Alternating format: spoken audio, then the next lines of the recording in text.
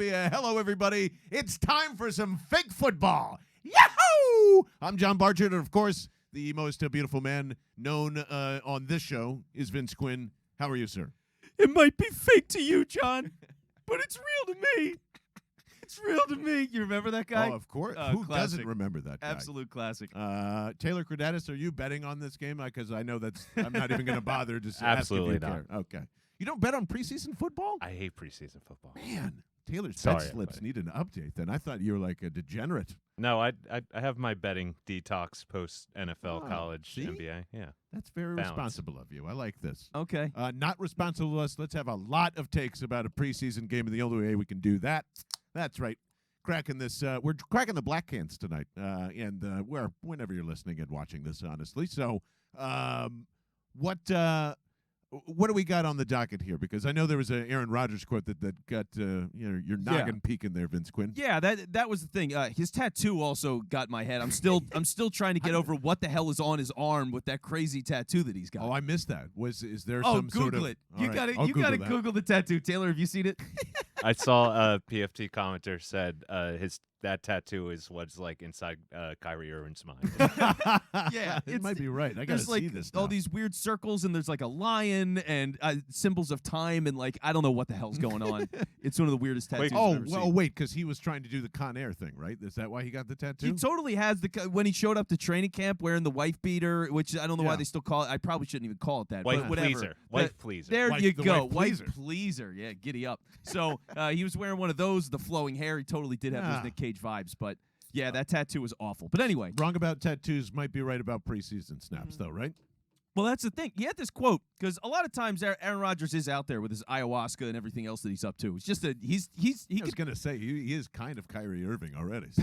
Packers podcasters are having a time. I'll tell you that. If we were a Packers show, we'd be all over the Would place be with that hop, shit. skipping, and jumping over a lot of things, yeah. Yeah. So here's the quote that he said that was really interesting. When it comes to playing in the preseason, he called it a waste of time. And Good. The reason he said that is I definitely don't see any benefit to playing one series. If we're going to play, we should play and play a quarter, a couple of series, 2 or 3 series. Just suiting up for 4 plays to me is a waste. Yes, Yes. 100%. He's completely right. Glad we're in agreement on that because it's usually just bad news bears if you're out there. And that's what we've been kind of been arguing with Ben. So shout out. Hey, Ben. Yeah. Especially because we have a standing bet where, like, if Carson Wentz plays for a long time, or no, I just said if Jalen Hurts plays at all in this preseason game on Friday night, then I would be shocked.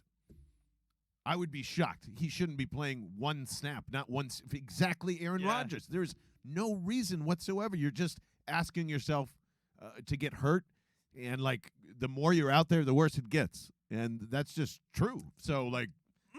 I don't know if that's exactly what Aaron's saying, and that's I why I know. disagree with you. Because It's either one way or the other, I'm saying, basically. Well- it's either well, what's the 0 other? or a lot. well, what is that? What is a lot for Give me 3 quarters or give me Woo! 0. you? 3 like- quarters. That's a You new have license something- plate. Give you- me 3 quarters or give me 0.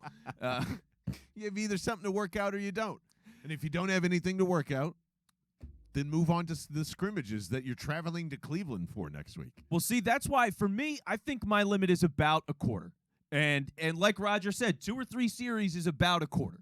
So if you're playing in that range and hey, it goes into the second quarter because you're on your 3rd drive and you're getting a couple of snaps in and you play through that works for me. But it is weird because I've been under this impression, like I've convinced myself over the years that 4 snaps was okay, like a series or 2 was okay because it sounds so casual, right? Just 4 snaps. You're just dipping your toe in the pool.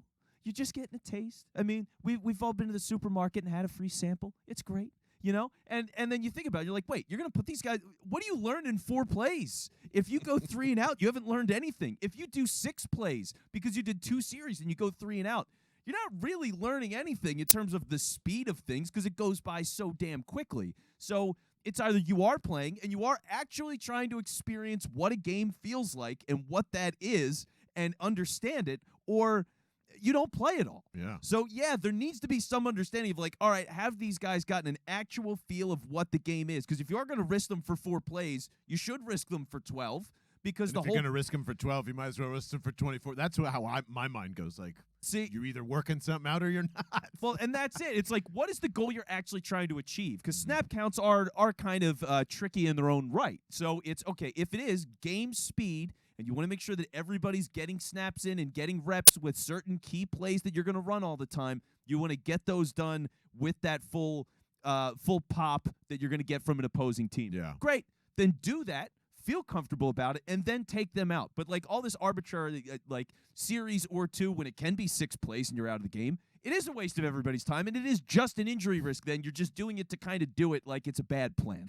Yeah, because it's just like and everyone has their own different philosophy on what they do with this now. Like, there's so many old school coaches that are still wafting all their bullshit like into this, and I'll even say Andy Reid is the biggest culprit of it. He lets his starters play an insane amount of time to get ready for the season, and then people look at that and go, see, that's how you win a championship, and everybody's scared to do that. And they're like, you have Patrick Mahomes and like the fastest people on earth. Shut up. And even then, where were they this year? They looked a little sluggish throughout the entire start of the year. So, like, everyone has their method. And everyone, I think we talked about this even before when we were hanging out, drinking our liquid deaths. And by the way, shout out to Market 320 in Media PA for carrying this fine stuff. Good work by you guys. Good work. Like Brandon Graham still probably has that Andy Reid phase in him because he still likes to play for like a quarter or two or a few series or two. I think Lane Johnson likes to do that. So I have no problem if you're a player that likes to get into the rhythm of all those things. But if you're a coach making a decision on all this stuff, wow, in the first preseason game, like if Jalen Hurts was playing 3 quarters, alarm bells would be going off. I'd be like, where's Derek Gunn? Let's get him in here and talk about this, because then that would be a problem in the first preseason game. Anybody that plays a long time in this game is fucked, is battling right now. So Jalen Reagor, hope you enjoy the 4 quarters.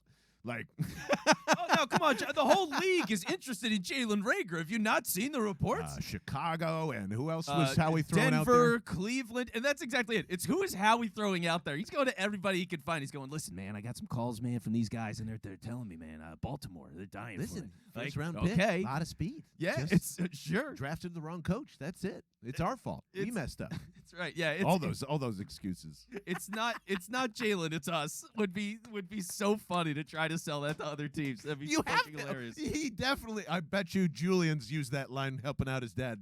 There we go. Calls. Get him, Julian. And if Reagor gets traded, we're throwing a parade for Julian Lurie. That's what we're gonna do. Mark right or wrong. Down. But yeah, it's like all that stuff. Usually you are playing a lot of snaps then, and it is a guy battling, which is why too. If you're gonna do this now, I get the philosophy of getting people up to that game speed, but why this week and not the third preseason game? Like, that's right before the season. Because if the whole thing is, we want to get them up to this speed and pace and all that stuff and get those game looks as weak as they are, we want to get game looks in the preseason.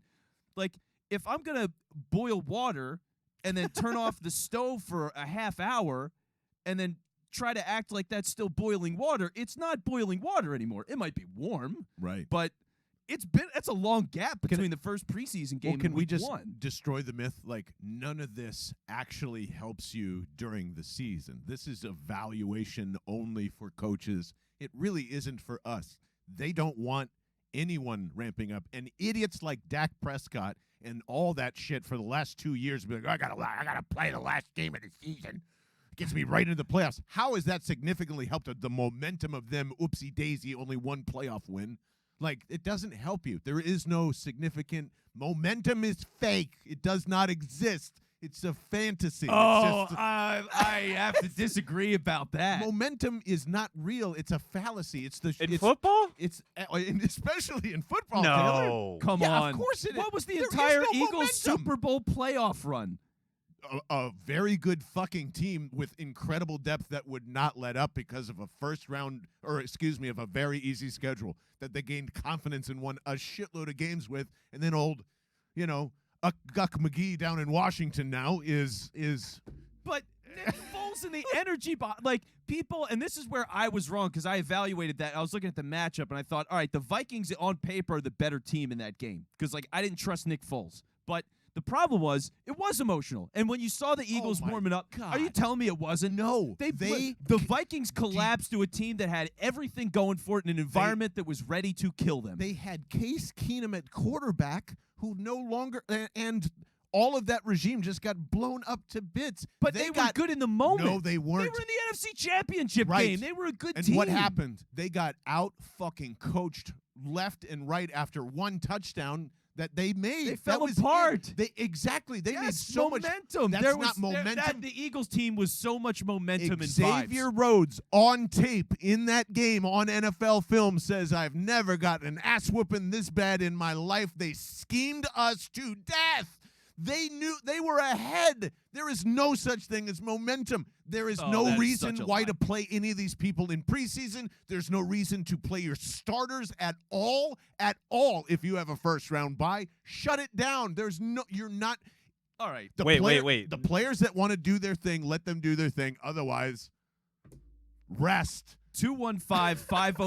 215-509-5833. Hit us on the text line, please. Love talking to you. 215-509-5833. That's where you can text us. Or if you're watching on YouTube, go in the comments and just let John know how you feel. You're telling me that momentum exists Wait, are in you football. are you saying game to game or like actually in game? Like I'm saying, preseason has no value in warming you up for the season, and the end of the season has no value in warming you up for a playoff run. They're all three different seasons. But in game? In game, there is no momentum. There's no. There is either you planned well or you did not. And if you did not plan well and can't react to the fucking punch that you just got, then you suck as a coach and sit down because you're going to lose the fucking game. Well, what's all those teams taking their foot off the gas, right? You lose that momentum. You lose that energy. You start playing scared. It's a mental thing. Because they think the game is over. And that, again, Yes. is also a result of shitty coaching. Like Tom Coughlin, shitty coach, allows Deshaun Jackson to run one all the way fucking back. That's not a miracle. That's Tom Coughlin being a stupid dickhead. And so his And players. momentum. Okay. Yeah, it's Hold not on. momentum. If they let up because they thought the game was over. There's 7 minutes left. Brent Selleck scores. The next thing you know, there's an onside kick that they're not ready for. Oh, shit. They're alive again, and they got to turn the switch back on. That's shitty coaching, game planning, and all that. That's momentum, though. When you turn off your brain, it's momentum. To get back into the game is momentum. You believe in it. You go from not believing that you're going to win the game and playing like no shit to one believing that on you're going that to win. Eagles sideline thought they were going to win that game. Even Not when for it a was while. happening. Even while it was happening, There was they a didn't point think. where they had a shot and you play differently. There's a point in every single game like that. I remember when the Houston Texans played the Chiefs in the playoffs a couple of years ago. And they put up 24 points in that first quarter. I mean, they kicked ass in that quarter. And then there was a point where in the middle of that second quarter, the Chiefs were coming back. You're like, holy shit. Like they scored again and you're like, this is going to end really Wasn't that poorly the for the Chiefs' Texans. Super Bowl year? Didn't they win that year? Well, yeah, I think so. That is the year. But Wait, they were wait, down wait. 21 points in the first quarter, and Houston let off the gas. And then a team that felt like it shouldn't have had any business in the rest of that game comes out, and there's a pivot point in games like that where you feel like, oh shit, this is turning, and that other team's on their heels, and they're just not mentally ready for this moment. And that is momentum. Bengals Chiefs, we just saw it. Dude, that is Bengals, just, the Chiefs like let their foot off the gas once in a while lately, and that matters. That is momentum. that is the Bengals adjusting to what the Chiefs do. And Oh my kept God. From the first point of the game to the end, they didn't significantly change much of anything. They even said so. Yeah, they did say so. So it's It the is- mindset. It's the coaching and the game planning and all the shit that goes into it weeks beforehand. This is an inofficial way of saying momentum. This is an official say. I've got to get some fucking liquid death in me because I'm going to lose my mind if we go around in another circle here. My goodness. Yeah, I think that's a spiked liquid death because my goodness. Yeah. Well, it should be. And by the way, it's going to be because, as a reminder, go to liquiddeath.com/bell to get every case that you order shipped to you for free by using that link. And it helps support the podcast so much. And we really appreciate when you do that.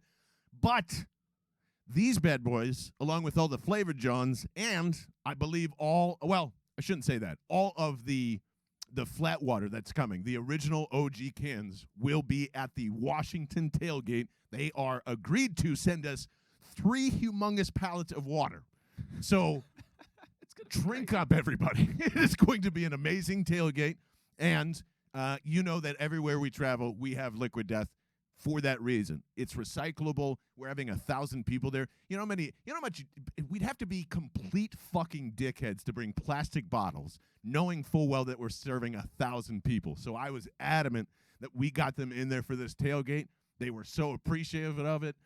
And we are appreciative of their support for this year because they are really getting behind us this year because of you. So thank you so much. Keep going to liquiddeath.com/bell when you want that craving of that sweet, sweet mountain water from the Alps so you can just crush this motherfucker and feel like a badass. I don't know what it is, man. I just love it. It's just, I understand. It's just water in a can. Everyone tells us that. Yes, it's not anything different than what you get your old fancy plastic bullshit. Just makes me feel cooler. I don't know. No, but part of it is the volume because it's a tall boy can, so it's a larger can, so you're getting a lot of water in it. You are. And then the other side of it is I think when the can is cold, I think the ability of the colder can, it feels so much better than it does drinking out of a cold bottle. And it keeps it cold in a koozie. You know what I'm saying? Yeah. So it's perfect for tailgates. It's perfect for everything.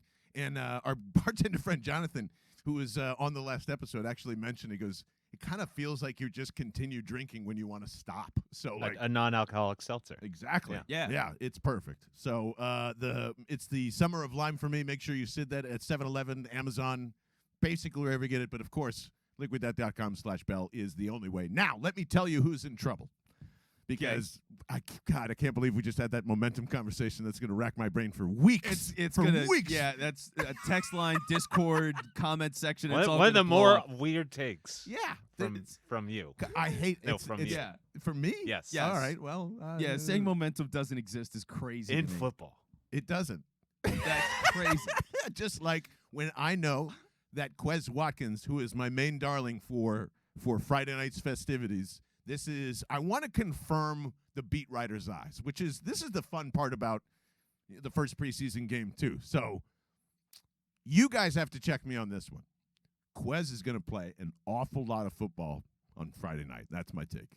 There is no way that man is not playing less than a quarter.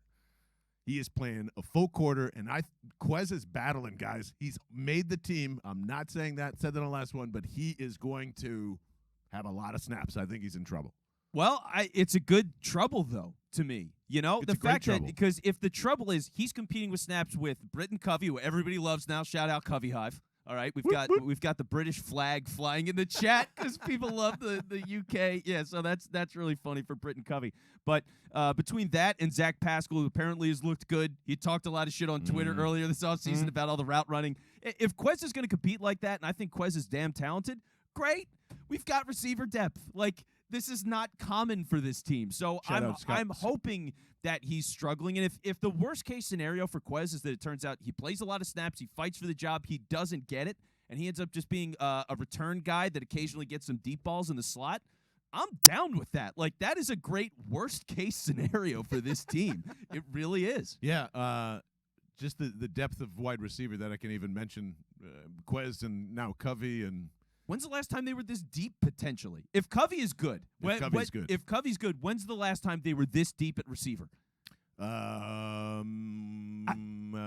Jackson, Macklin, Avant, that whole trio. It's that whole group, which I think this group is better than. Oh, definitely. And it's a completely different makeup too. So it's hard to compare, but yeah, in terms of efficiency, yes. My God, absolutely. So yeah, he could be playing a lot. The other guy that I'm curious about too, and this is really going to defend the whole love of your boy Marcus Epps here. If he plays a lot, what is your reaction on Saturday or Friday night? I'm horrified if he plays a lot. I don't trust the safety. I think safety is the weakest spot on this team. I mean, the depth isn't there, and all these veteran guys have been banged up and whatever. I don't know how to trust these guys. That's why I want Jesse Bates. That's why we talked about that last time. Yep. Because you need that. You need health in the back end. That's their weak spot. So if he's playing a lot with all the reports that he's been excellent so far, and he's been in the league for a couple of years now, I'm very worried about that. Okay, so Epps plays a lot, bad sign. Quez plays a lot. We're going to probably say it's a bad sign for his wide receiver 3 future. Yeah, like if he's playing, especially because it's going to be where they get these snaps, right? Yep. Like if Marcus Epps is playing in the second quarter and the first team defense is off the field for the most part, I'm worried. Yeah. You know, like he's definitely not Fletcher Cox or Javon Hargrave, but if he's playing when those guys aren't, I'm worried about that. I think that is a big deal. If Quez is playing a lot in the third quarter, I think that's a big deal. All right. I think I'm going to turn this into a good bad over under, and Okay. because I want to move on to Gardner Minshew. How many quarters is it into danger territory? Because I'm gonna set it at Danger zone. Danger zone. I'm gonna say 1.5 quarters is the over under good bad. Yeah, if he's playing, for me, if I see him in the second half.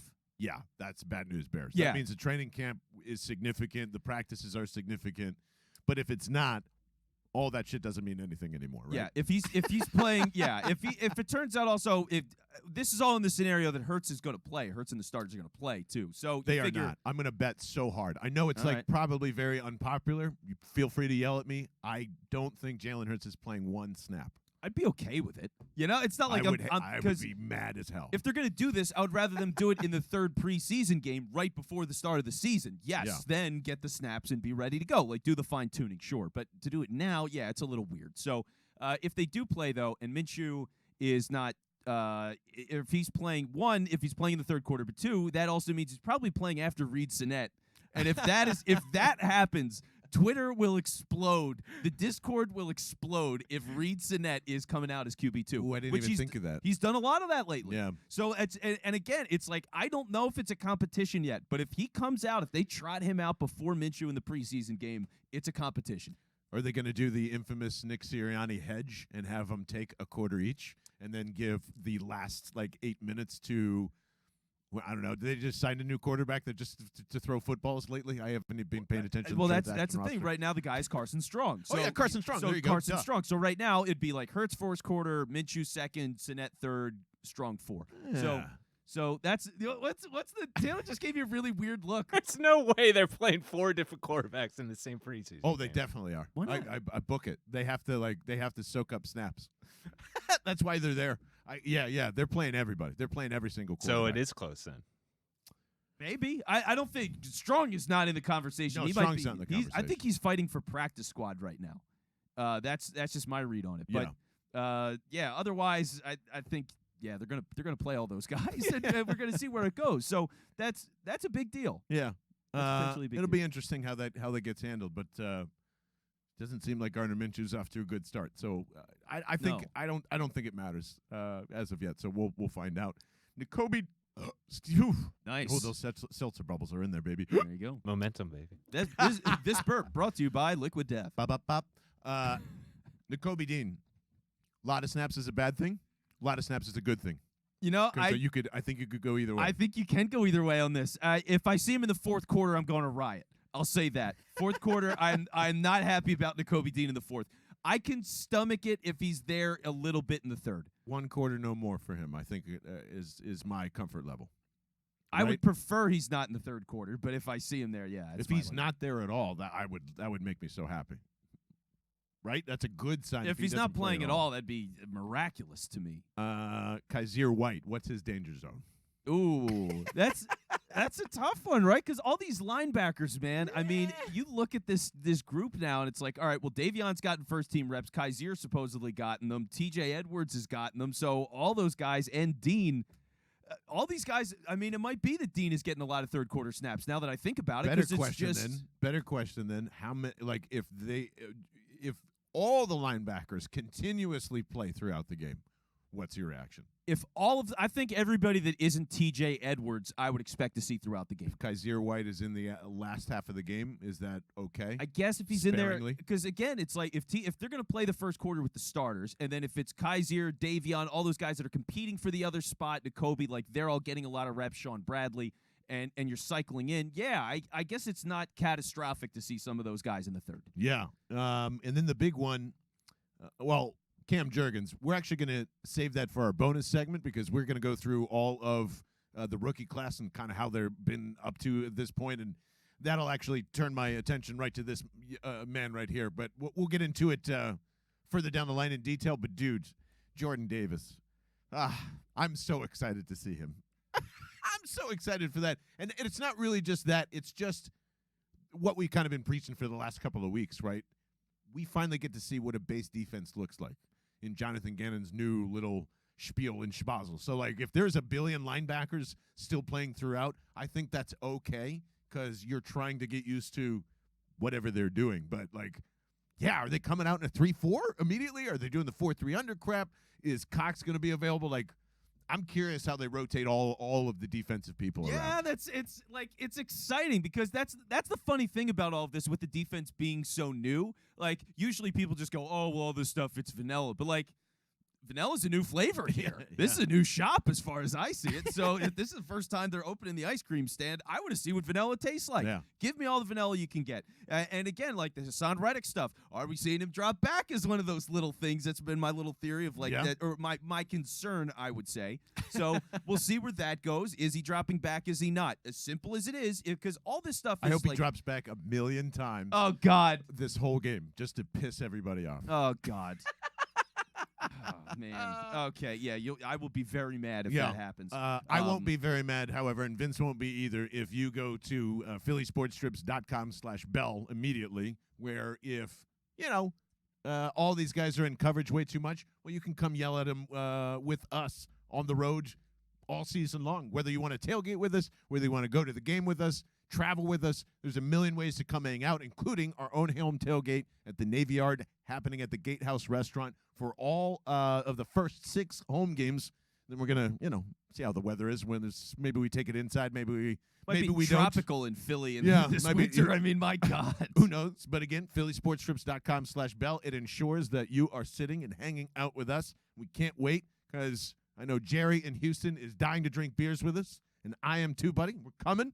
But yeah, like I really am so genuinely jacked to see how much Jonathan Gannon's going to allow. Like, even I don't know if we're going to see it in this one, but like with Slay, with Bradbury especially, where's the man versus zone shit happening? Like, that's kind of like, okay, like because from the night practice, and I keep rewatching A.J. Brown catch that one-handed ball like a sick person over and over and over again. Bradbury's right on his nutsack.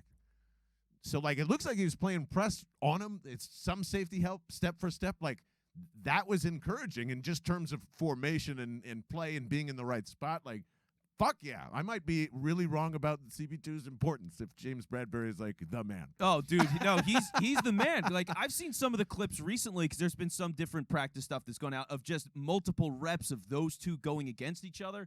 And let me tell you, like, as far as the analytics go with all this, A.J. Brown is one of the best man beaters in football. Like, he was, I think last year, there's sites that chart every single rep of receivers and how they do versus man and zone and all that stuff. A.J. Brown was in the top 5 of NFL wide receivers for beating man coverage. James Bradbury is all over him in practice. Amazing. All over him. And when A.J. Brown's making a catch, it's a contested catch, which is also, it's great for Bradbury. It's great for A.J. Brown. It's also great for Hurts. Like, talking about his growth, if he's been able to pinpoint these things where Bradbury's got to make a great play to get up and swat it away, or it's right in the breadbasket in tight coverage consistently, that's pretty damn good. Yeah, man. And, like, however, I know everyone keeps saying, John, it's Kayvon Wallace.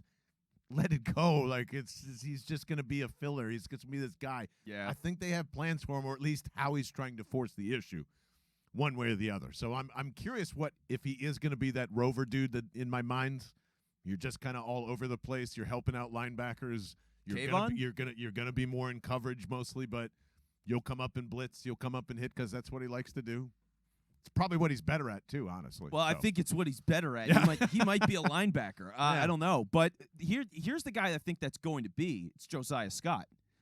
Interesting name. That's right. So he's been playing the nickel a lot for the Eagles. He's the backup to Avonte Maddox, effectively. So he's been playing in the slot as a corner, but they're also training him as a safety now. So he's getting that work in, and given that it's weak as a position and whatever, then, hey, yeah, get a guy that can cover and put him back there and see what happens. So I totally dig that, and it fits all the cross-training stuff that the Eagles like to do. Speaking of the secondary as well, I think that's one of those things, like, because obviously all the starter stuff is very fascinating, and that's the big buzzy stuff. But thinking about where this team is going to be and what matters later in the game, thinking about the secondary and all the dude, there's 12 corners on this fucking team. Yeah, take Gowan time. There's 12 of them. They could literally have a whole defense out on the field that is all cornerbacks, okay? And there'd still be a guy on the bench. So when you have that many people, who does play? How many reps do they get? When are they getting mixed in with the twos? Like, is Tay Gowan going to get a lot of reps as a second? That was your guy. I think there's been some mix-ins there, but it seems like they like McPherson a lot, and he's been doing well this year. So, all right. And I don't know what to make of him. Yeah. I have no idea. Like, Slay said something nice about him, but also, of course, he's going to say something nice about him. His name like is Zech McPherson. Not a football name. That's a baseball name. McPherson. McPherson is, but Zech. Yeah. It's a baseball or basketball name. Yeah. Zech is definitely like a 13th round baseball player out of Missouri. Yeah. So yeah, I don't know what that's about. Or an esports player. Oh yeah, very much so. I can see that. Definitely not a football player. But then he would just go by Zech. Yeah, right. That's all he would be. So yeah, but how are all those guys going to shake out? Mario Goodrich out of Clemson, UDFA. Yeah. People were excited about him. Josh Jobe, who I think was Alabama. It was a red school. Alabama, Arkansas, whatever. Alabama, Arkansas. I was thinking the same thing, but I was like, is that too deep a reference? God. It's Crimson. Yeah. I don't. Crimson. There you go. Oh, You excuse son me. of a bitch. Crimson Tide. All right. Roll Tide, baby. There you Sorry, go. Ashley Woods, wherever you are. Color purist over here, Taylor Cordatis. No, That's Alabama, baby. yeah, it is. So yeah, like, are those guys going to get a lot of snaps? Who's going to make the team? Like, that is a big competition. So how young are they going to go there, and who earns it? So that's one of those things, like just kind of tracking stuff later in the game, something to keep an eye on. Well, we're going to get out of here, but not if you're on YouTube. So go join us for the bonus segment as we're going to go through the draft class and just kind of catch you up on there because there's a lot of amazing things that have been happening basically for the last 2 years, but this one specifically looks pretty good. We love you. We will be live streaming for the entire or most of the game. We're going to play the old when we're bored rule. So we're going to stretch that until like the third quarter, and we'll just kind of judge that in between there. A post-game show will be available, and don't forget, just like we've been saying, feel free to text us anytime, 215-509-5833. Go to our Discord and join in there. Make sure you're subscribing to our YouTube page right now where you can win $500, and we're giving away awesome sauce and a whole bunch of stuff more actually today. So we're picking a subscriber and giving you some things, and you need to be a part of that as well. Subscribe everywhere you're listening to this on your podcast. Go to phillysportstrips.com/Bell. Thank you to Liquid Death. Thank you to Philly Sports Strips. And, of course, if you're forgetting anything that I just mentioned, it's all at bellandthebirdmen.com. Okay, see you. Bye.